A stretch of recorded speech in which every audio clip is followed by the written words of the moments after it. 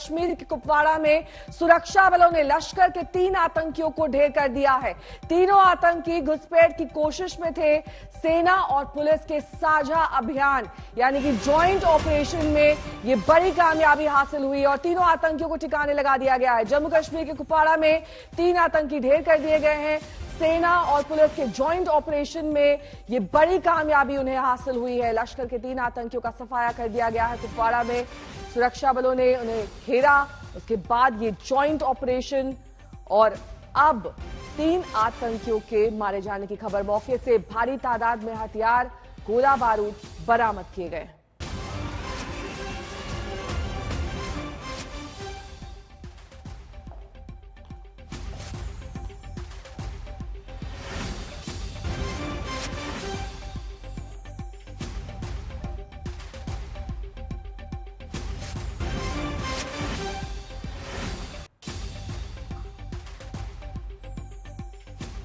तो कश्मीर में दरअसल इस वक्त क्या कुछ हो रहा है ये हम आपको दिखा देते हैं। संगीनों में के साए में कैसे कश्मीर जी रहा है। बडगाम में टीवी एक्ट्रेस की हत्या कर दी गई। कुपवाड़ा में 3 लश्कर आतंकी ढेर कर दिए गए हैं। बारामूला में 3 पाकिस्तानी आतंकियों का सफाया किया गया है। वहीं श्रीनगर में यासीन मलिक की सजा पर अलर्ट पर श्रीनगर है, साथ ही दिल्ली में भी हाई अलर्ट है। लेकिन कश्मीर में आतंकी गतिविधियां एक बार फिर से चिंताजनक स्तर पर पहुंच चुकी हैं। पिछले 24 घंटे में ही 3 बड़ी वारदातें सामने आई हैं। इसमें 2 मामले साफ साफ टारगेट किलिंग के हैं। कल बडगाम में टीवी एक्ट्रेस आमरीन भट्ट के घर में घुसकर आतंकियों ने हत्या कर दी। आमरीन के भतीजे को भी गोली मारकर घायल कर दिया गया। आज ही कुपवाड़ा में आतंकियों ने घुसपैठ की कोशिश की, लेकिन सुरक्षा बलों ने 3 आतंकियों को ढेर कर दिया। कल भी बारामूला में 3 पाकिस्तानी आतंकी मार गिराए गए थे। तो कश्मीर में टारगेट किलिंग जारी है। बुधवार को बडगाम में लश्कर के 3 आतंकियों ने एक टीवी एक्ट्रेस के घर में घुसकर हत्या कर दी और इस दौरान उसके भतीजे को भी गोली मार दी गई। सुरक्षा बलों के एक्शन से बौखलाए आतंकी एक एक करके नागरिकों को निशाना बना रहे हैं।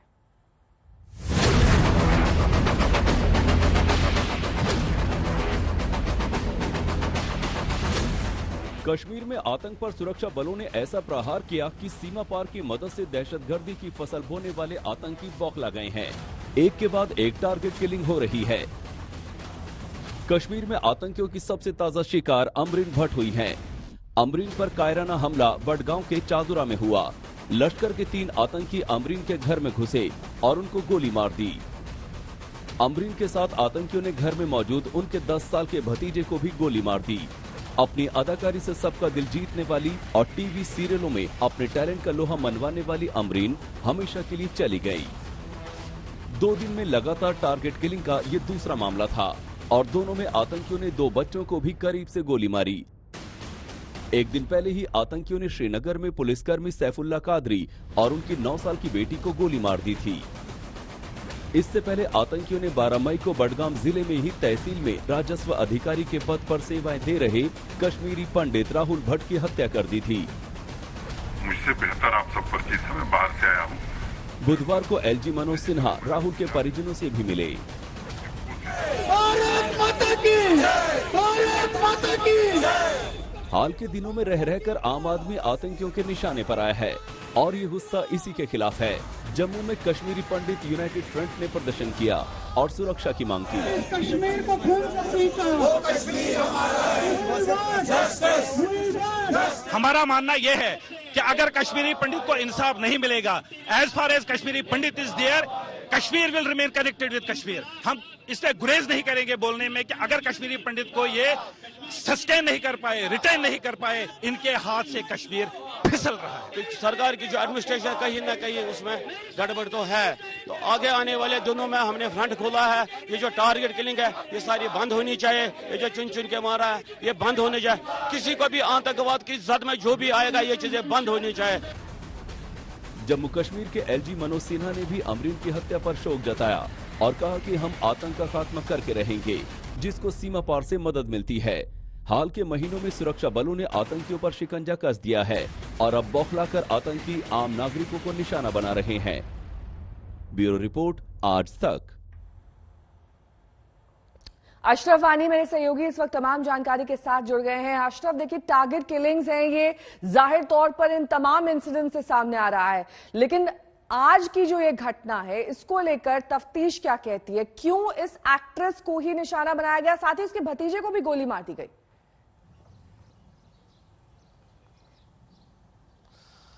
बिल्कुल नेहा, और दरअसल सुरक्षा एजेंसियों और सरकार के लिए सबसे बड़ी चुनौती यही बनी हुई है। जब भी पिछले कई दिनों से हम ये सिलसिला कश्मीर में देख रहे हैं, जब एक टारगेटेड किलिंग हुई राहुल भट्ट की, तो उसके बाद सरकार और एलजी ने और प्रशासन ने ये कहा कि अब इन हत्याओं को रोका जाएगा, ये जो टारगेटेड किलिंग्स है वो रोकी जाएंगी, सुरक्षा व्यवस्था चौकस कर दी गई है, लेकिन सिलसिला नहीं रुक पा रहा है।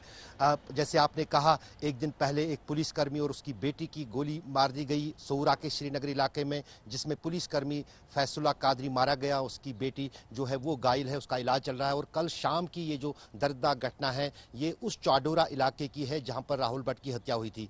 वहां पर 3 लश्कर के आतंकी आते हैं, उसके घर में घुसते हैं और उस पर गोलीबारी करते हैं, उसके भतीजे को भी गोली चलाते हैं। अमरीन की तो मौत हुई और उसका भतीजा जो है उसका इलाज चल रहा है। तो जाहिर है कहीं ना कहीं सुरक्षा एजेंसियों के लिए सबसे बड़ी चुनौती है। पुलिस का कहना है कि दरअसल जिस अंदाज से हाइब्रिड टेररिज्म कश्मीर में बढ़ा है और छोटे हथियारों से आतंकी अब खौफ यहाँ पर लोगों के बीच और खासतौर से सुरक्षा एजेंसियों के बीच और सुरक्षा एजेंसियों के लिए काम करने वाले पुलिस कर्मियों के बीच पैदा करना चाहते हैं, उसी के कारण इस तरह के बुज़दिलाना हमले हो रहे हैं। लेकिन दूसरी तरफ प्रहार जो है आतंकवाद पर वो भी बहुत जारी है। कश्मीर में पिछले, जैसे आपने कहा, पिछले 24 घंटों के दौरान 2 अलग अलग जगहों पर बड़े ऑपरेशन चले, मुठभेड़ें हुई, 6 पाकिस्तानी आतंकी 2 अलग अलग मुठभेड़ों में मारे गए हैं। तो कहीं ना कहीं सुरक्षा एजेंसियों की तरफ से अब ऑपरेशंस में तेजी लाई गई है, सुरक्षा व्यवस्था को चौकस कर दिया गया है और इस तरह के जो टारगेटेड किलिंग्स है उनको रोकने के लिए प्रयास हो रहे हैं। ठीक है, बहुत बहुत शुक्रिया अशरफ इस तमाम जानकारी के लिए आपका। टेरर फंडिंग मामले में यासीन मलिक को कल एनआईए कोर्ट ने ताउम्र कैद की सजा सुनाई। हालांकि उसकी आतंकी करतूतों का पूरा हिसाब होना अब भी बाकी है। सजा के ऐलान से जम्मू कश्मीरी पंडितों के बीच खुशी की लहर तो दौड़ गई, लेकिन कश्मीर में तनाव का माहौल बन गया है। यासीन मलिक की सजा से आतंकी और उनका आका पाकिस्तान सब कोई बौखला गया है। लिहाजा सुरक्षा और खुफिया एजेंसियां अतिरिक्त सावधानी बरत रही हैं। ये अटकलें भी तेज हो गई हैं कि मलिक के बाद अब अगला नंबर कश्मीर के किस गुनहगार का है। वहीं टेरर फंडिंग के आरोप में यासीन मलिक को कोर्ट ने उम्र कैद की सजा तो सुना दी, लेकिन यासीन को 2 मामलों में उम्र कैद की यह सजा है। यासीन की सजा के ऐलान के बाद जम्मू में जश्न मना तो श्रीनगर में पथराव हुआ। यासीन की सजा के बाद अब टेरर फंडिंग के दूसरे आरोपियों की बारी है, जिन पर सुनवाई आखिरी फेज में है।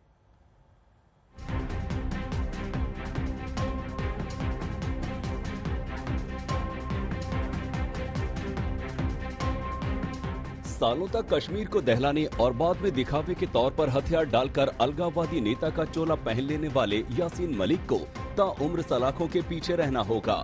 दिल्ली की एनआईए कोर्ट ने 2017 में टेरर फंडिंग को लेकर जो केस दर्ज हुए थे उसमें पहली सजा का ऐलान कर दिया है। लेकिन सवाल ये है कि यासीन के बाद अगली बारी किसकी?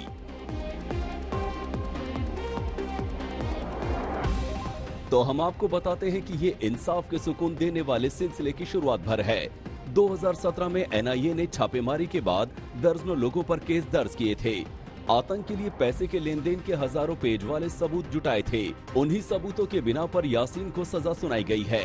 आने वाले वक्त में आतंक को पालने पोसने वाले कई और लोगों पर कार्रवाई होगी। इन्वेस्टिगेशन के दौरान हमने ये ध्यान दिया कि उन सब चीजों का जहां पर पैसे का लेन देन होता है, चाहे वो एलओसी ट्रेड केस हो, चाहे वो हवाला के चैनल हो, या जम्मू कश्मीर के बच्चे जो पढ़ने के लिए जाते थे उनकी स्कॉलरशिप की बात हो, उसमें हमने जो टेरर फंडिंग से रिलेटेड जो फैक्ट्स थे वो जनरेट किए और कैसा ये पैसा टेरर फंडिंग, पत्थरबाजी, एजिटेशंस में इस्तेमाल होता है, उसको कोर्ट के सामने अपनी चार्जशीट में प्रस्तुत किया। इसमें करीब 5 से ज्यादा 6 चार्जशीट हमने लगाई थी और आज की जो कन्विक्शन है ये पहली कन्विक्शन है। अभी इसमें करीब 20 लोग और हैं जो चार्जशीटेड हैं। पर्दे के पीछे रहकर आतंक को सींचने वाले कई लोगों की अब बारी है। इनमें फारूक अहमद डार उर्फ बिट्टा कराटे भी हैं। जिस पर कश्मीरी पंडितों के कत्ल का आरोप है। 2017 में कई और लोग टेरर फंडिंग के आरोपी बनाए गए थे। इनमें हाफिज मोहम्मद सईद, शब्बीर अहमद शाह, हिजबुल मुजाहिदीन प्रमुख सलाहुद्दीन, राशिद इंजीनियर, जहूर अहमद शाह वटाली, शाहिदुल इस्लाम, अल्ताफ अहमद शाह और फंटूश नईम खान शामिल हैं। यासीन मलिक को सजा सुनाए जाने के बाद सुरक्षा एजेंसियों ने दिल्ली समेत देश के लिए अलर्ट जारी किया है। अलर्ट में कहा गया है कि यासीन मलिक की सजा के विरोध में दिल्ली एनसीआर में आतंकी हमले को अंजाम दिया जा सकता है। करीब 6 से 7 संवेदनशील अलर्ट सुरक्षा एजेंसियों के अधिकारियों के अलावा दिल्ली पुलिस को मिले हैं। दिल्ली एनसीआर में एंटी टेरर उपाय करने को कहा गया है, खासकर 2 व्हीलर पर नजर रखने को कहा गया है। अलर्ट में बिना नंबर प्लेट या संदिग्ध नंबर प्लेट वाले 2 पहिया की धरपकड़ का सुझाव दिया गया है। कश्मीर में तैनात सभी सशस्त्र बलों की छुट्टियां अगले आदेश तक रद्द की गई हैं। साथ ही सेना को भी हाई अलर्ट पर रखा गया है। खून खराबे और दहशतगर्दी की यासीन को सजा मिली, लेकिन कुछ लोग इस पर भी सियासत से बाज नहीं आए। यहाँ तो ये तो मैंने पहले भी कहा, एक सियासी मसला है जम्मू कश्मीर। यहाँ पहले भी कई लोगों को फांसी दी गई, उम्र कैद हो गई, फांसी हो गई, उससे तो मसले कश्मीर हल नहीं हुआ बल्कि और उलझ गया। तो मैं तो समझती हूँ कि ये जो इनकी मस्कुलर पॉलिसी है गवर्नमेंट ऑफ इंडिया की, इसके नताइज बरक्स होंगे, इसके नताइज अच्छे नहीं होंगे, बल्कि इससे हालात जो है दिन ब दिन खराब होते जा रहे हैं। महबूबा या आतंक के हमदर्द चाहे जो कहें, लेकिन यासीन मलिक को सजा के रूप में आतंक पर चोट का नया अध्याय शुरू हुआ है। कमलजीत के साथ श्रीनगर से अशरफ वाणी, आज तक। यासीन मलिक की सजा पाकिस्तान में काफी हलचल पैदा कर रही है, लेकिन भारत सरकार के मंत्री और लोकसभा स्पीकर ने साफ कर दिया कि यासीन ने जो कुछ किया वो वही भुगत रहा। हमने हमेशा न्याय व्यवस्था पर विश्वास किया है और हमारे लोकतंत्र के अंदर हमने हमेशा न्याय के प्रति भी सम्मान किया है और ये मानकर चले हैं कि न्याय निष्पक्ष होता है और न्याय पर करने वाले व्यक्ति हमेशा देश परिस्थितियों को देखते हुए हमेशा न्यायपूर्ण निर्णय करते हैं। यासीन मलिक पर कई गंभीर आरोप थे। एफआईआर हुई, इन्वेस्टिगेशन हुआ, जांच एजेंसियों ने इन्वेस्टिगेशन किए, तमाम सबूत, गवाह और एविडेंस, सर्कमस्टांसेस एविडेंस के बाद माननीय अदालत ने उसको आजीवन कारावास दिया है। और बकरे की माँ कब तक खैर मनाएगी। इस घटना से इस फैसले से वो तमाम लोग जो बच्चे यतीम हुए हैं, जो महिलाएं बेवाएं हुई हैं और जो लोगों के घर जले हैं, कश्मीरी पंडितों को इनकी घटनाओं से विस्थापित होना पड़ा, उनके घावों पर आज मलहम जरूर लगेगा। कश्मीरी पंडितों के साथ हुए जुल्म का सबसे बड़ा जिम्मेदार यासीन मलिक को ही माना जाता है। 90 के दशक में हुई हत्याओं का हिसाब अभी बाकी है, लेकिन कल हुई सजा के ऐलान ने कश्मीरी पंडितों के जख्मों पर काफी हद तक मरहम का काम किया। जब तक इस शख्स को और ऐसी शख्सियत वाले, ये मानसिकता है, आज जो कुछ भी हुआ ये सिर्फ इस इस्लामिक मानसिकता पे एक हिंदुस्तान के अंदर जो ये सांप पिछले 70 साल से हम पाल रहे थे, उनको सर उठा उठा के घूम रहे हैं, उनके ऊपर ये प्रहार है, ये मैं मानता हूं। लेकिन न्याय मिलेगा कश्मीर के अंदर, कश्मीर जहाद रुकेगा इसी वजह से, ऐसा नहीं है। तो कश्मीरी जहाद को अगर रोकना है तो इस जैसे जितने जहादी वहां पे हैं जो रेप, मर्डर और मास मर्डर में इन्वॉल्व रहे हैं कश्मीर जहाद में, हिंदुओं के नरसंहार में, उनको फांसी की सजा मिलनी चाहिए। जिसके लिए हम डिमांड करते हैं गवर्नमेंट ऑफ इंडिया से कि औपचारिक तौर पे वो घोषणा कर दे जो कश्मीरी हिंदुओं के साथ हुआ वो नरसंहार था। We as victims of terrorism unleashed by Yasin Malik will be only happy when we will see him hanged until death. Yasin Malik is a terrorist and he is responsible for our killings, killings of Kashmiri Pandits, killings of Sikhs, killings of security forces officers, Air Force officers. So after 32 years, if he has been punished for funding of terror and he has been given life imprisonment, well, a bit of satisfaction, yes, but I think the fully satisfied soul will be of ours when we will see him hanged to death. और यासीन मलिक की सजा के ऐलान के बाद जम्मू कश्मीर के अलावा दिल्ली भी अलर्ट पर है। मेरे सहयोगी इस वक्त तमाम जानकारी के साथ जुड़ गए हैं। तंसीम, आपसे ये जानना चाहेंगे, जम्मू कश्मीर के अलावा दिल्ली को हाई अलर्ट पर किस तरीके से रखा गया है, यहाँ पर क्या इंतजाम है? जी देखिए, जिस दिन 19 मई को इस बात का ये आया था कि यासीन मलिक को दोषी करार दिया गया था, उसी दिन से अलर्ट जारी शुरू हो गए थे और लगातार इनपुट्स मिल रहे थे कि जो आतंकवादी संगठन है वो, जो कि अब फैसला आने वाला है, इस पे कोई बड़ी वारदात को, किसी घटना को अंजाम दे सकते हैं।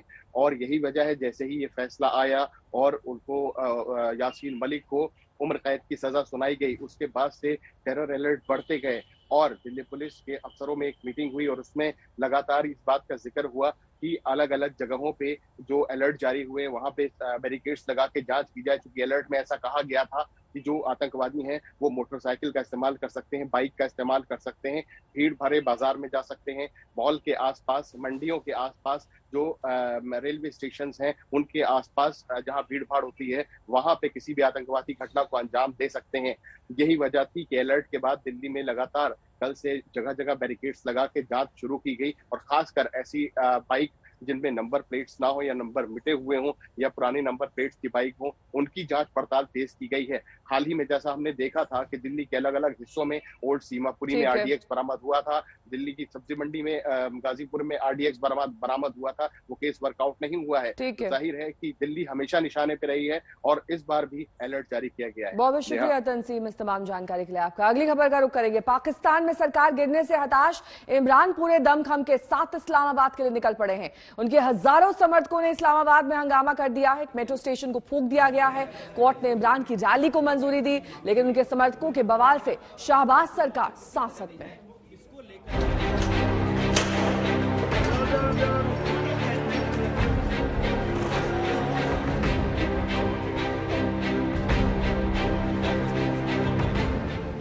पाकिस्तान में बवाल मचा है।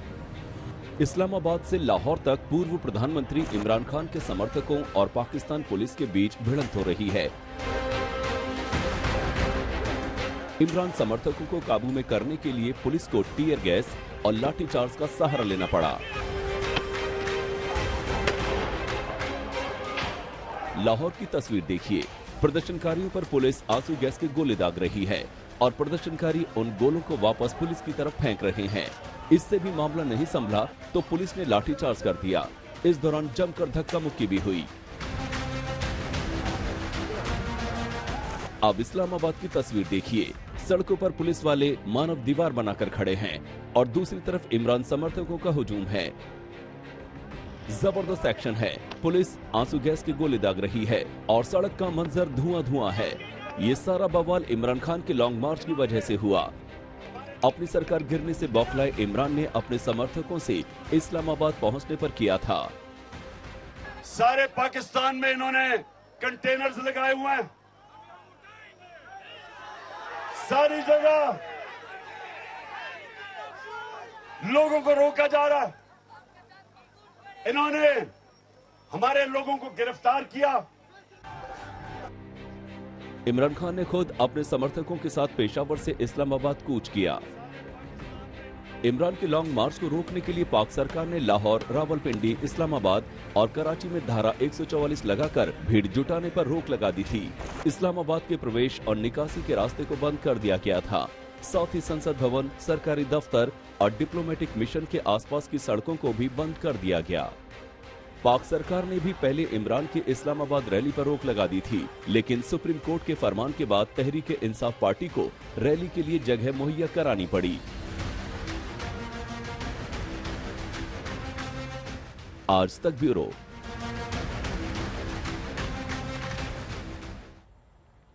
बात अब ज्ञानवापी मामले की करेंगे, जिसमें कानूनी लड़ाई का आज अहम दिन है। आज ये तय होगा कि हिंदू पक्ष की याचिका सुने जाने के योग्य भी है या फिर नहीं। हिंदू पक्ष ने अब सीधे उस शिवलिंग की पूजा का अधिकार मांगा है जिसे मुस्लिम पक्ष फव्वारा बता रहा है।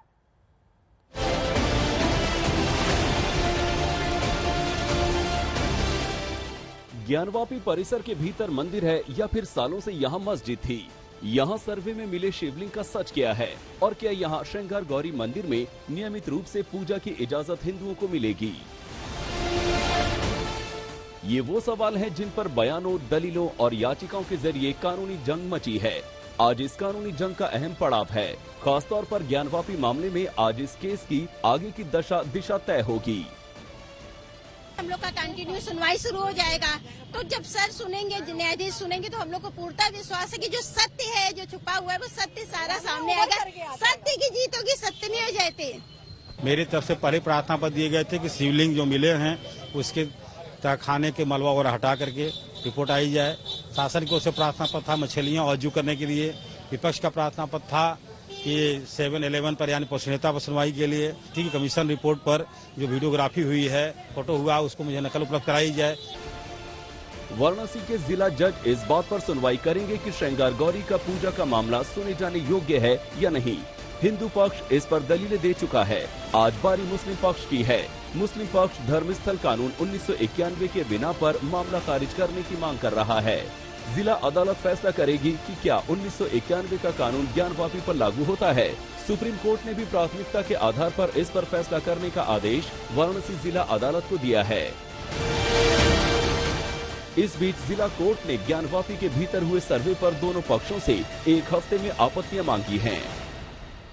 माननीय जिला न्यायालय में केवल राखी सिंह बनाम राज्य सरकार का जो वाद है वो ट्रांसफर किया गया माननीय सुप्रीम कोर्ट के द्वारा, तो उसकी सुनवाई रखी जाएगी। अन्य मामले जो ज्ञानवापी को लेकर के पेंडिंग है, सिविल जज सीनियर डिवीजन रवि दिवाकर जी के यहाँ पे, उनमें जो तारीख है वो 18 जुलाई की रखी गई है। तो अभी केवल राखी सिंह को लेकर के प्लेस ऑफ वर्शिप 7-11 के ऊपर आर्गुमेंट है, उसका इंतजार करते हैं, बाकी अलग है। ज्ञानवापी को लेकर एक और याचिका पर बुधवार को सुनवाई हुई। वैश्विक सनातन संघ की किरण सिंह की याचिका में ज्ञानवापी में मुस्लिमों की एंट्री बंद करने और परिसर को हिंदुओं को सौंपने की मांग की गई थी। मस्जिद का गुंबद ढहाने की मांग भी याचिका में की गई थी। इस याचिका को फास्ट ट्रैक अदालत को सौंप दिया गया है। कोर्ट में फास्ट ट्रैक में ट्रांसफर कर दिया गया है, जिसकी सुनवाई 30 तारीख को होगी। बहुत अच्छी बात है, क्योंकि जो हम चाहते हैं वही होगा। हमें जल्दी से जल्दी इसका निष्कर्ष चाहिए। हमें पूजा पाठ करने का जल्दी से जल्दी अधिकार मिले। आपकी मांगे क्या क्या थी? हमारी मांग, पहली मांग ये थी कि ज्ञान परिसर में हिंदू मुसलमानों का प्रवेश वर्जित हो। दूसरी मांग ये है कि हिंदुओं को ज्ञान परिसर हिंदुओं को सौंपा जाए। तीसरी, जो बाबा विश्वेश्वर वहाँ पे प्रकट हुए हैं, उसकी नित्य प्रतिदिन पूजा पाठ का मतलब अनुमति मिले। फास्ट ट्रैक कोर्ट में किरण सिंह की याचिका पर 30 मई को सुनवाई होगी, लेकिन उससे पहले आज जिला कोर्ट से ये अहम फैसला आ सकता है कि ज्ञानवापी पर हिंदू पक्ष की याचिका सुनवाई योग्य है या नहीं। लखनऊ से समर्थ श्रीवास्तव के साथ कुमार अभिषेक, आज तक। कुमार अभिषेक मेरे सहयोगी इस वक्त तमाम जानकारी के साथ सीधे वाराणसी से जुड़ रहे हैं। कुमार अभिषेक, किन किन याचिकाओं पर आज सुनवाई होनी है और कब ये सुनवाई शुरू होगी?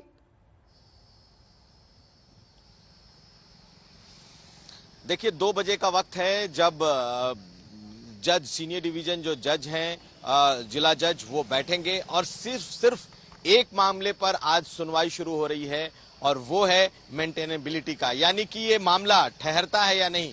क्योंकि 1991 के जो प्लेसेस ऑफ वर्शिप एक्ट है, उसके तहत आज 7-11 का जो मामला है कि आज क्या ये जो मामला है ये सुनवाई लायक है या नहीं।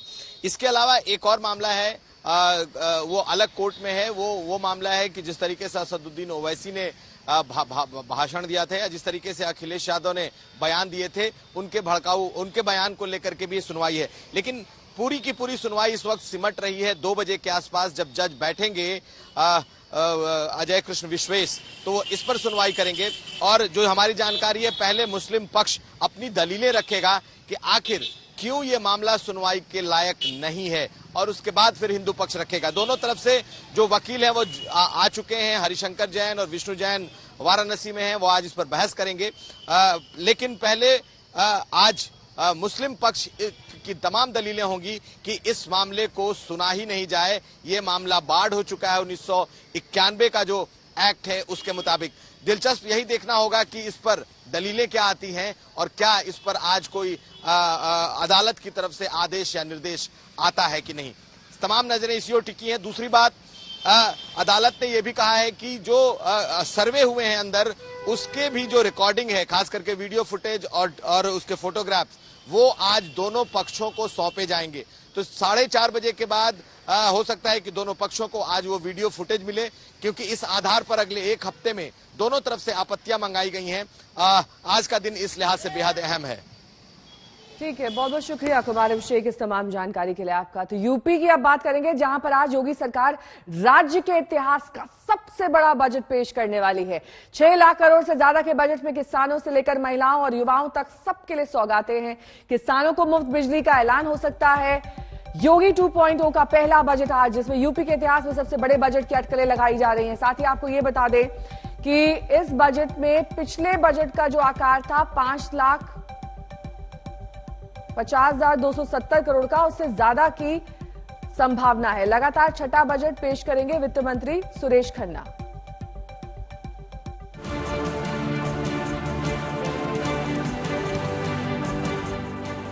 आज यूपी सरकार का मेगा बजट, यूपी के इतिहास का सबसे बड़ा बजट, 6,10,000 करोड़ का बजट। किसानों को मिलेगा बजट का तोहफा, महिलाओं युवाओं पर भी होगा जोर। आज सुबह 11 बजे यूपी का बजट पेश किया जाएगा। कहा जा रहा है कि ये यूपी के इतिहास का सबसे बड़ा बजट होगा। इस बार यूपी का बजट करीब 6,10,000 करोड़ रुपए का होगा। पिछला बजट करीब 5.5 लाख करोड़ रुपए का था। वित्त मंत्री सुरेश खन्ना लगातार छठी बार यूपी का बजट पेश करेंगे। बजट पर हस्ताक्षर कर कल उन्होंने इसे अंतिम रूप दे दिया। 25 करोड़ लोगों के विकास के लिए, गरीबों के कल्याण के लिए, समाज के प्रत्येक नागरिकों के हितों के लिए जो बजट यहां पर प्रस्तुत होगा, उस बजट में सभी माननीय सदस्य भाग लेंगे।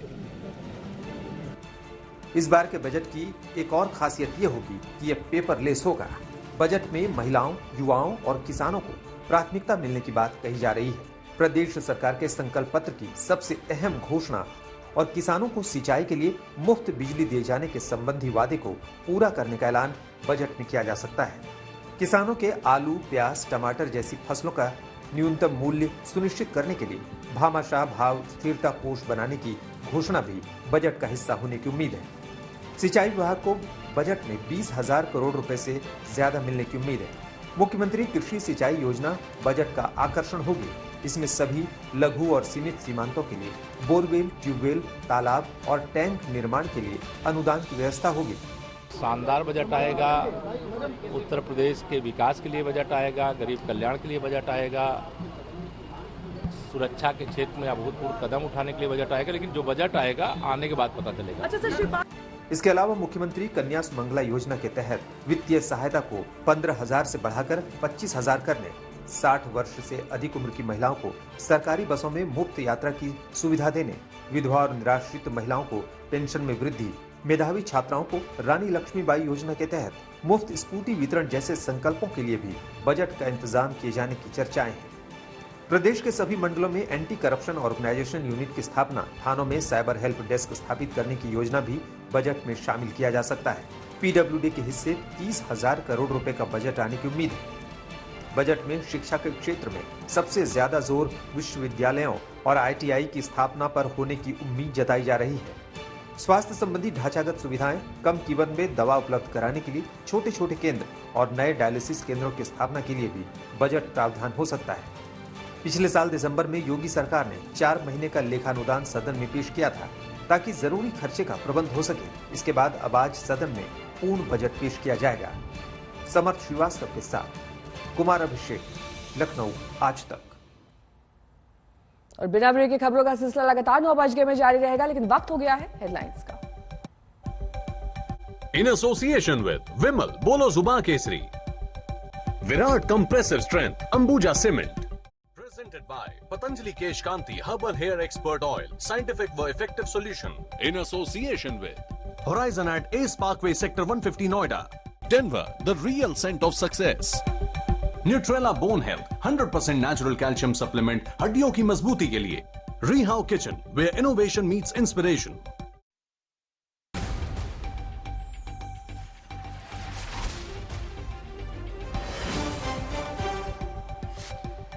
जम्मू कश्मीर में 24 घंटे के अंदर आतंकी नेटवर्क ध्वस्त। कुपवाड़ा में थोड़ी देर पहले लश्कर के 3 आतंकी ढेर, एक दिन पहले बारामूला में 3 का सफाया।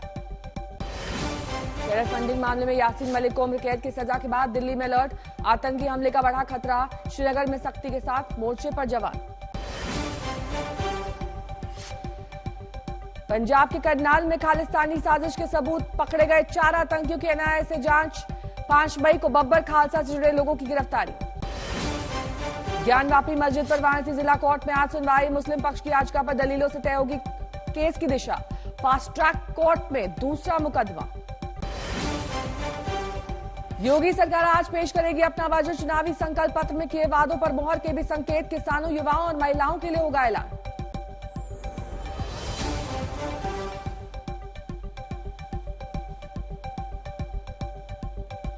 और अब वक्त हो गया है 100 शहर 100 खबर का।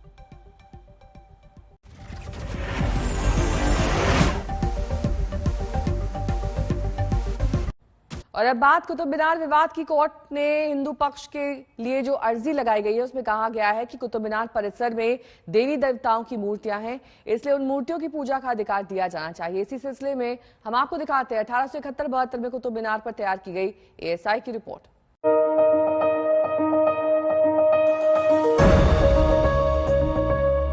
दिल्ली में मेहरौली के इस इलाके से कितनी भी नजर बचाकर निकलो, कुतुब की ये मीनार देख ही लेती है। अपनी ऊंचाई पर इतराज, अपने इतिहास पर तन कर खड़ी हुई, मगर इन दिनों कईयों की आंख पर चढ़ी हुई ये इमारत कुतुब मीनार। कुतुबुद्दीन ऐबक, इल्तुतमिश और फिरोज शाह तुगलक की जिंदगी का एक एक हर्फ इसके झरोखों में कैद है। दीवारों की नक्काशी कहानी कहती है गुलाम वंश के पहले शासक कुतुबुद्दीन ऐबक की। मगर छोड़िए कुतुबुद्दीन और उसकी नस्लों की कहानी तो ये है कि मंदिर मस्जिद विवाद का जो सिरा काशी, मथुरा, मैंगलोर से निकला है वो कुतुब की मीनार से भी जुड़ा है। कुतुब परिसर में पूजा की लड़ाई दिल्ली की अदालत में आगे बढ़ रही है और इस बीच आर्कियोलॉजिकल सर्वे ऑफ इंडिया की एक रिपोर्ट से नई हलचल हुई है। 1871-72 में तैयार की गई एएसआई की ये रिपोर्ट है, जिसे अलेक्जेंडर कनिंघम की देखरेख में जेडी बेगलर और एसीएल कार्लेल ने तैयार की है। इस रिपोर्ट के अंदर कई जगहों पर यह साफ जिक्र है कि कुतुब परिसर में हुए निर्माण यहीं पर मौजूद मंदिरों की बुनियाद पर किए गए और उसमें यहीं मौजूद मंदिरों के अवशेषों का इस्तेमाल भी हुआ। मसलन इस रिपोर्ट में लिखा गया है कि यहाँ मौजूद सभी खंभे एक ही मंदिर से निकाले गए दिखते हैं और उनकी ऊंचाई भी बराबर है। यहाँ मौजूद खंभों पर वैष्णव कलाकृतियाँ, अवतार, अनंत सर्प में नारायण की मूर्तियाँ वगैरह हैं। मस्जिद की बाहरी और अंदरूनी दीवारें भी हिंदू निर्माण का हिस्सा हैं और जिस प्लेटफॉर्म पर मस्जिद है वो हिंदू मंदिर का ही प्लेटफॉर्म था। 3 प्रमुख लेवल दिखाई पड़ते हैं वहाँ पर, और मस्जिद जो बना हुआ है कुवैतुल इस्लाम मॉस्क, माइट ऑफ इस्लाम जिसको कहते हैं, तो वो सबसे ऊंचे वाले प्लेटफॉर्म पर है और निश्चित रूप से ऐसा लगता है कि किसी मलबे के को लेवल करके उसको उस ऊंचाई को उपयोग में लाया गया है। और क्योंकि मस्जिद बननी है तो वो सबसे ऊंची जगह पर हो, एक ऐसी मानसिकता से उसको बनाया गया है और वो काफी एविडेंट है, इसमें कोई दो राय नहीं है। कुतुब परिसर में देखने पर भी यही पता चलता है कि अलग अलग इलाकों की सतह की ऊंचाई अलग अलग है।